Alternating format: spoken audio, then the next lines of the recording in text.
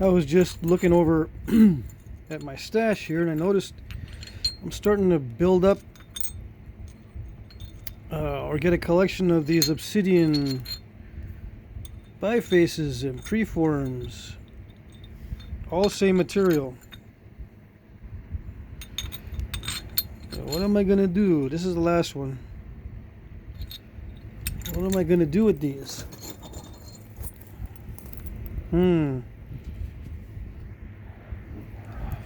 I don't know.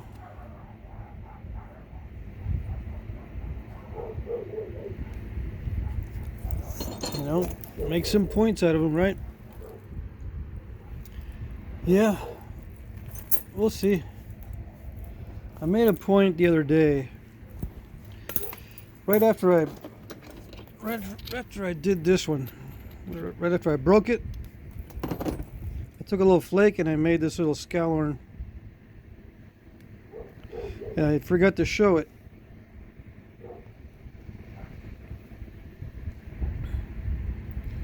So here it is. I took extra time to make this one.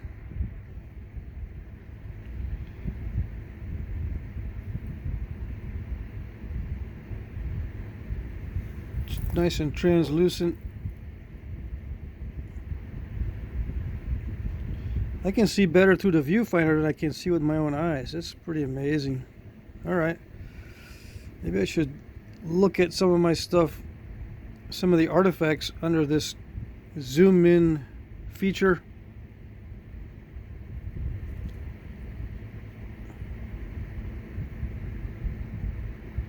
Right? That'd be pretty cool. Okay, so this is raw. When I'm working these little bird points or little arrowheads, I can tell if it's on the tough side, and sometimes I can tell if it's raw by the edge that it produces. But that's one of the only ways I can tell is the quality of the edge. If it grips a lot, if it's very grippy and the barbs and the barbs and the serrations feel strong, it's raw. Okay. Strong in a sense of the edge is grabbing. I don't know how else to say. A heat-treated edge will feel less resilient.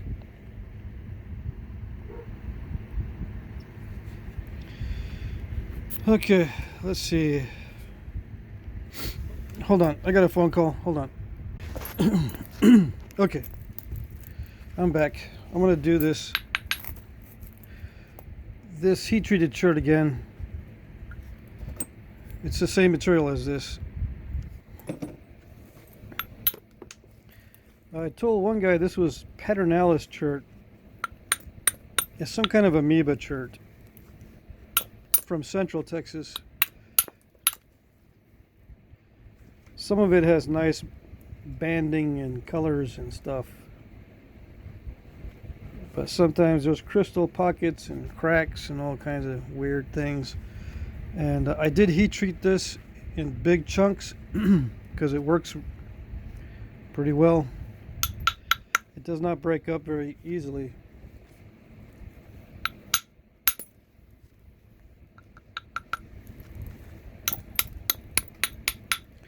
I think I'm getting used to the billet, but I'm going to have to choke up a little bit on it. I'm not comfortable swinging it too much. I'm going to have to choke up a little bit further, like right about here, instead of holding it like I was down here. Unless I really need to generate some speed, I'm going to be holding it up closer.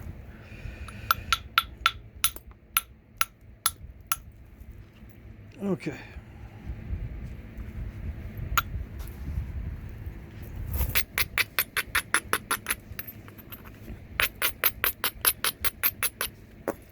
I'll be getting phone calls here on and off, so hopefully I'll be able to do this without interruptions, too many interruptions.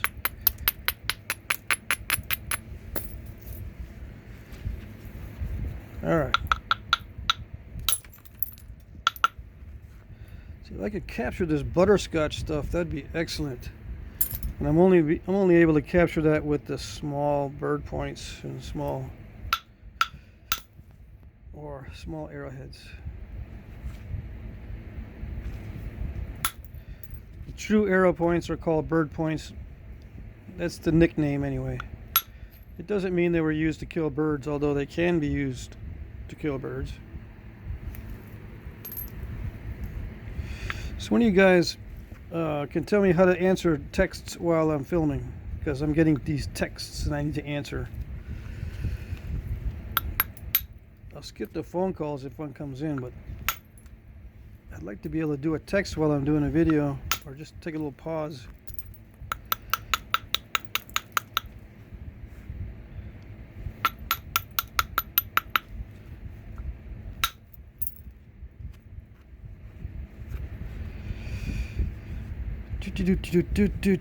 So I'm not going to narrate too much. I'm trying to get this, trying to get into the swing of swinging.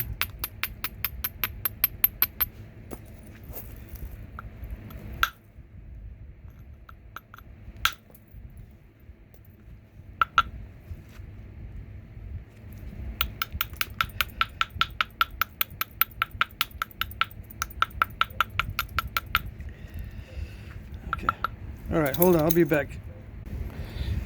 Okay. All right. Okay. This is where I was. I was going to hit that right there. Okay.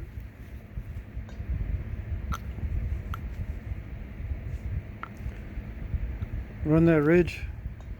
I'm not low enough. Yeah, I'm not low enough.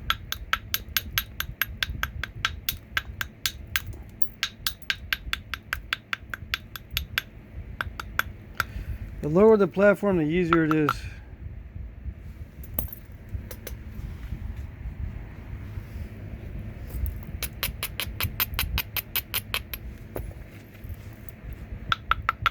Okay, here goes.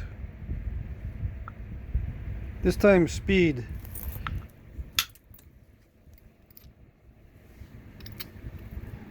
Nice.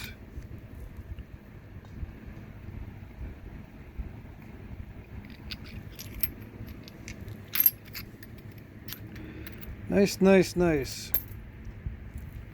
Okay. Now we're cooking with some gas.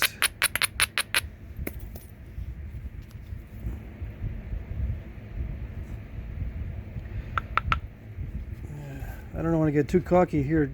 Hitting the tip is not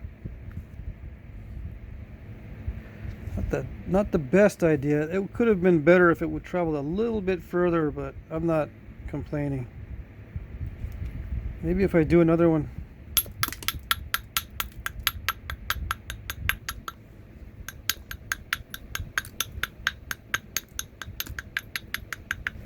Isolate that one and that one. One here, one there.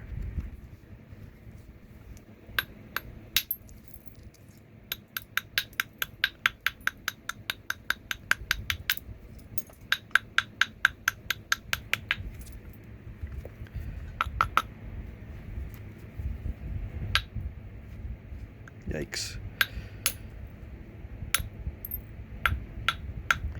Trying to make that platform smooth.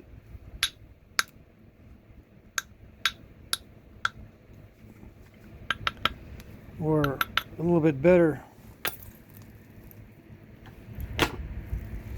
Let's see.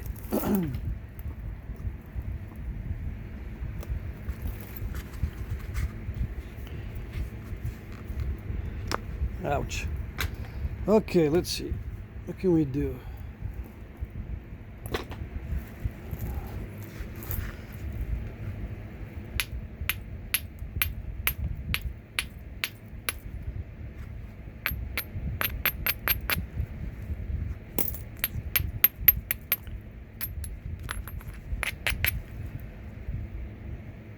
Take this one first or take that one first? I need to get that platform just right.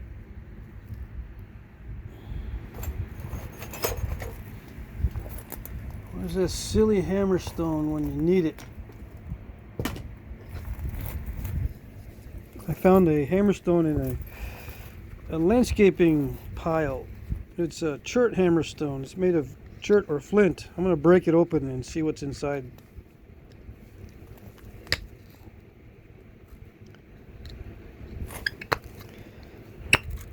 Yeah, there's no way I'm going to pressure flake that. Okay, hold on.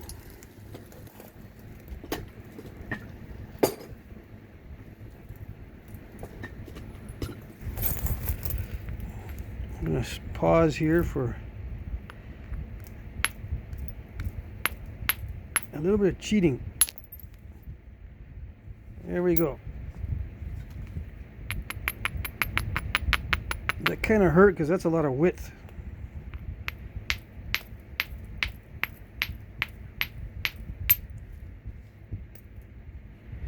All right. It's a lot of width being lost. But I need to lower it down for the next series of strikes along the tip here, right? Because there's a lot of mass, a lot of stuff to get rid of. Okay. Let's see what happens. Speed again. Here we go. Backing it up so it doesn't move away from me. First try, not nearly hard enough. Still not hard enough.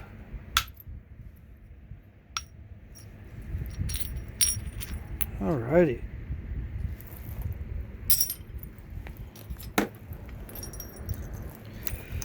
Two potential bird points. Let's try hitting that one.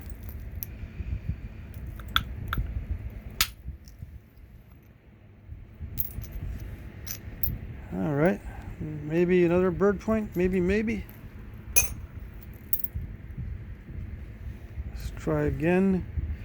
I want to try to run that ridge there. Or should I go for this one down here and hit that? Because there's less chance of popping off this base than there is to pop off the tip, right? Right, so let's do this. If I thin this down first and then thin this down, it's safer than if I thin this down and hit that. If I hit that with this being thin, the tip might pop off. But if I hit the tip where this is thin, I've never seen it pop off on the base. I don't think. All right.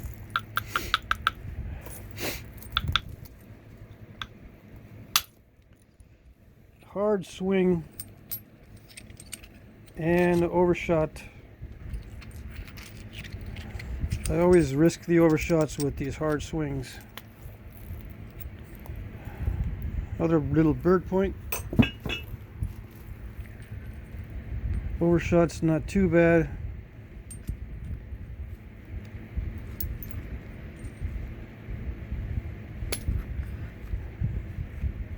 Yeah, it's still nice and wide. Okay, so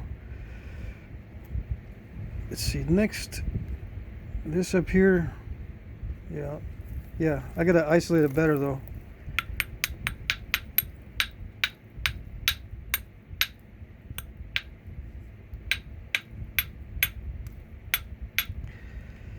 Yeah, that's okay. That's good enough.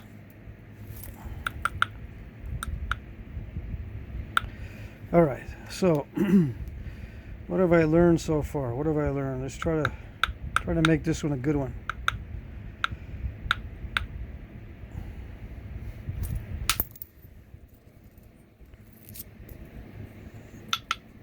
Okay, so I gotta judge the strength of the strike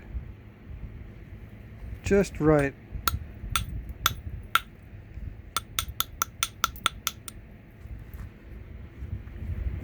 And that only comes through experience. So you're getting to see how I learn this in real time, or how quick I'm picking this up.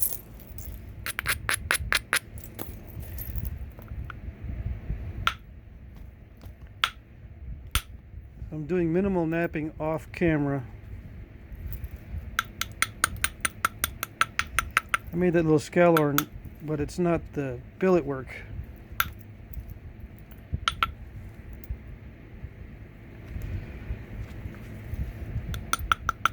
Okay, let's see.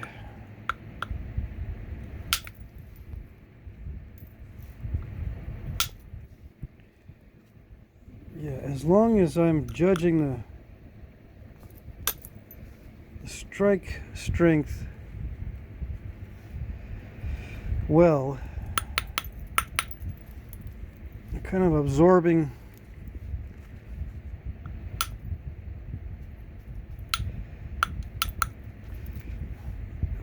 the situation.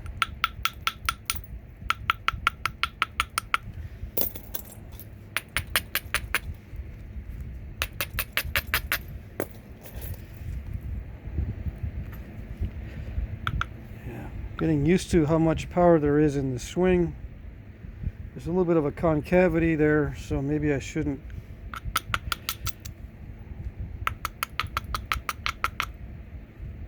How about right there? Let's see.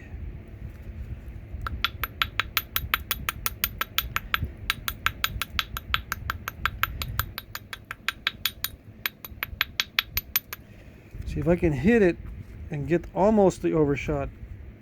It'd be better than get the actual overshot. Okay, let's see.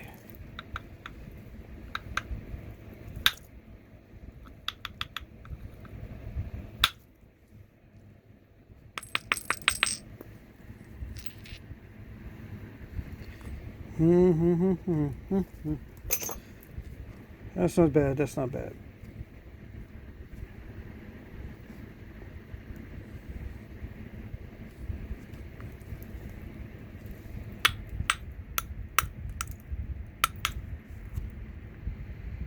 I gotta develop platforms near the tip. Now this is better that I remove this side than that side, because this side's already cleared off as far as most of the cortex, and it's usually better right under the cortex. So if I skin most of that off, it would be a good thing.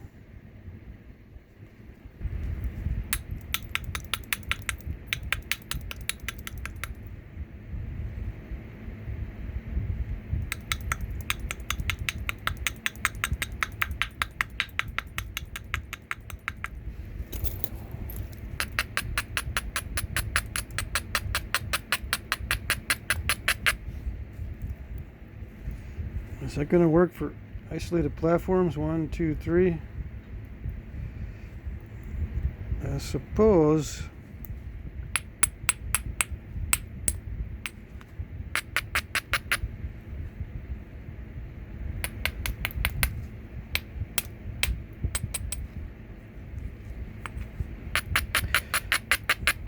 I don't know, they look a little too delicate.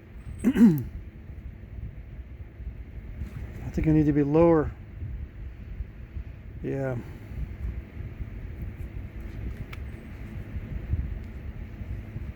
Well, it's kind of a good angle there, but I need to be closer to center to feel more comfortable about driving those, because they're going to be really shallow flakes if I drive them there. I mean, it'll be easy to drive because these are low here, but if I go more of a center, they'll tend to curve and be a little bit longer, I think.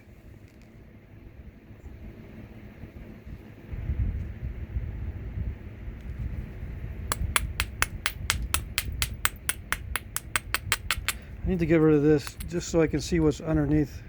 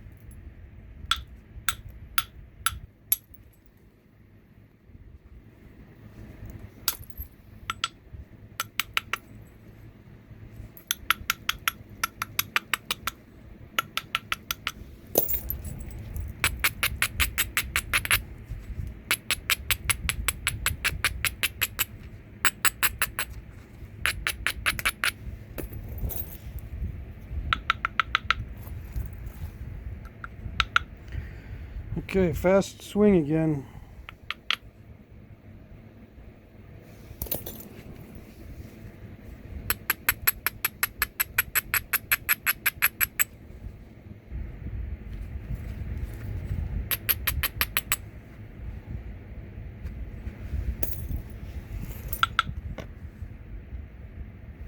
These are kind of opportunistic.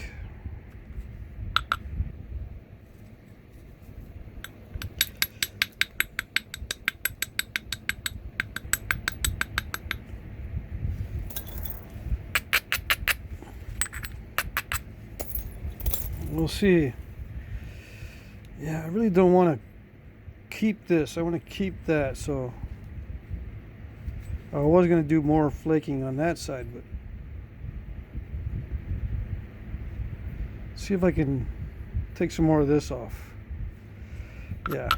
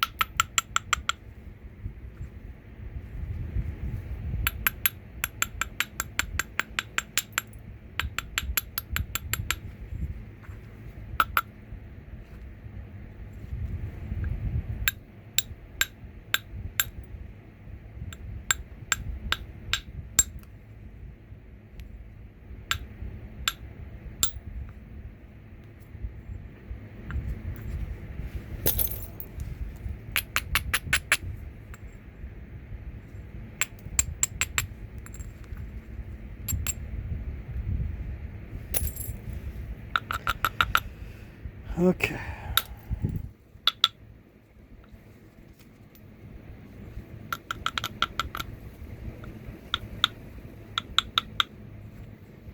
Yeah, if I don't isolate that one really well, I'm going to regret it.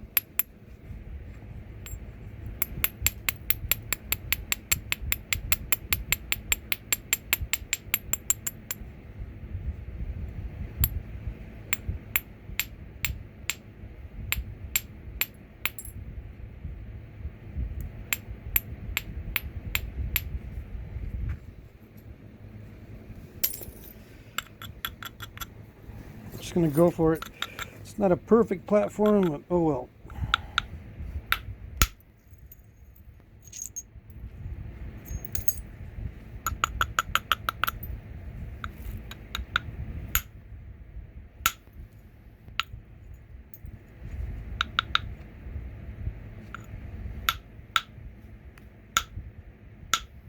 Yeah, too stout.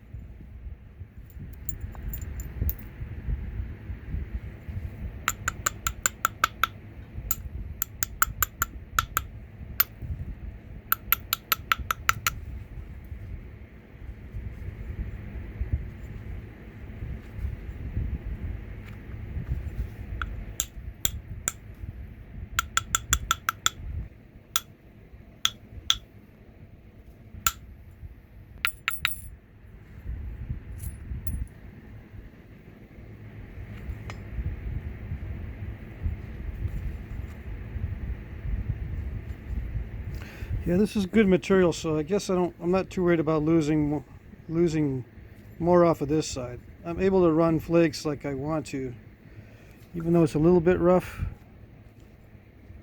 I wasn't able to get the flakes to go into this area, so I'm going to have to lose some of this.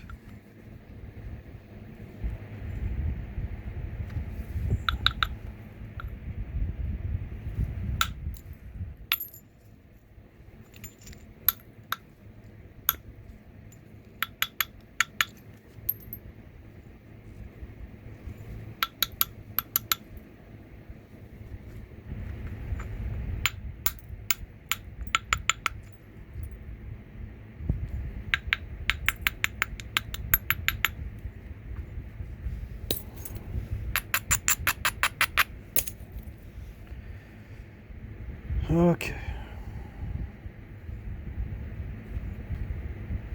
I need to get rid of this part. I was going to hit down here somewhere, but I need to get this tip fixed up.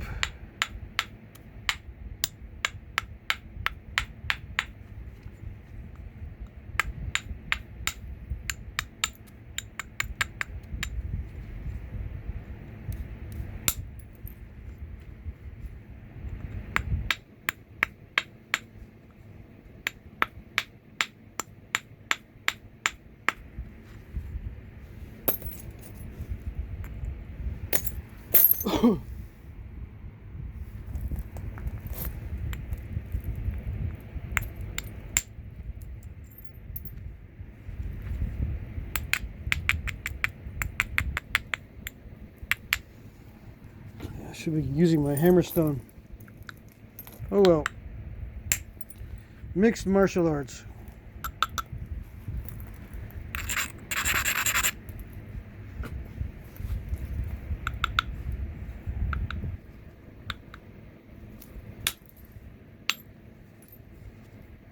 Is flint knapping a martial art?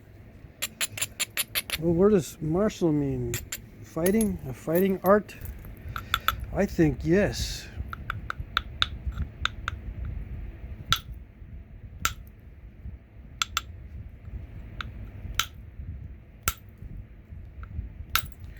There's two reasons why it's a martial art. One, you're actually fighting with the stone, and if you don't think so, that means you haven't been doing much knapping.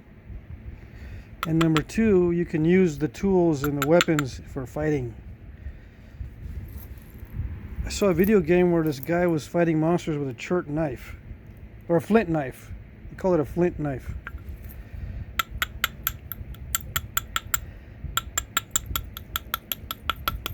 What was that? Some of you guys know which video game that is. It's an option for the main character to fight with a flint knife. It's one of those fantasy games. Alright.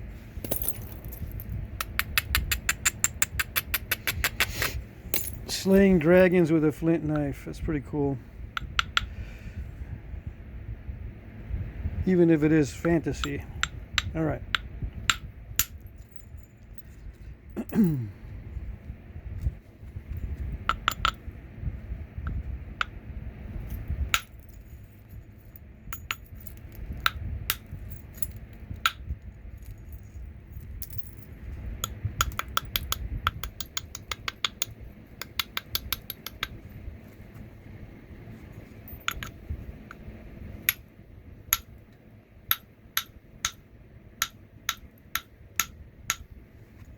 Yeah. Too much striking in one area is not good.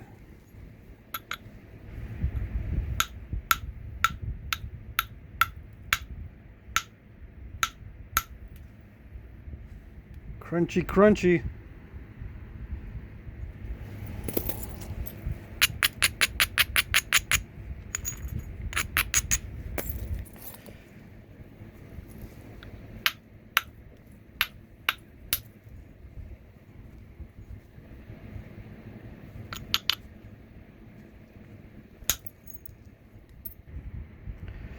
It feels really satisfying when they just peel off. Okay, I'll leave it at that. I gotta paste these videos together. I don't want them to be too much longer than 30 minutes. Because I'm not uploading this with Wi-Fi, I'm using my mobile data. I got unlimited, but it takes forever to upload something longer than 30 minutes. So I'll leave it at that for this segment. Let me see. I'll paste these parts together. It'll be a little over 30 minutes.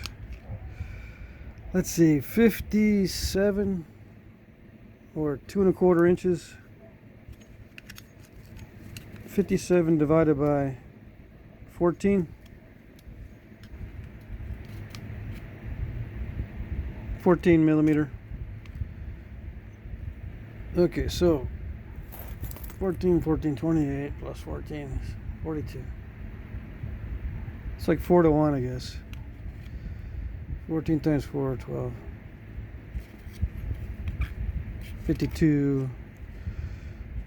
This is like 57, so it's a little bit better than 4 to 1. That's good as a preform. To thin this down further with the billet is going to require me to really work on these edges and isolate specific areas. This is actually a really heavy chert. Very dense, very heavy. It's a lot heavier than the other biface. I mean, it's bigger, yeah, but the chert itself is much heavier. This one is. Okay. All right. That's it for now.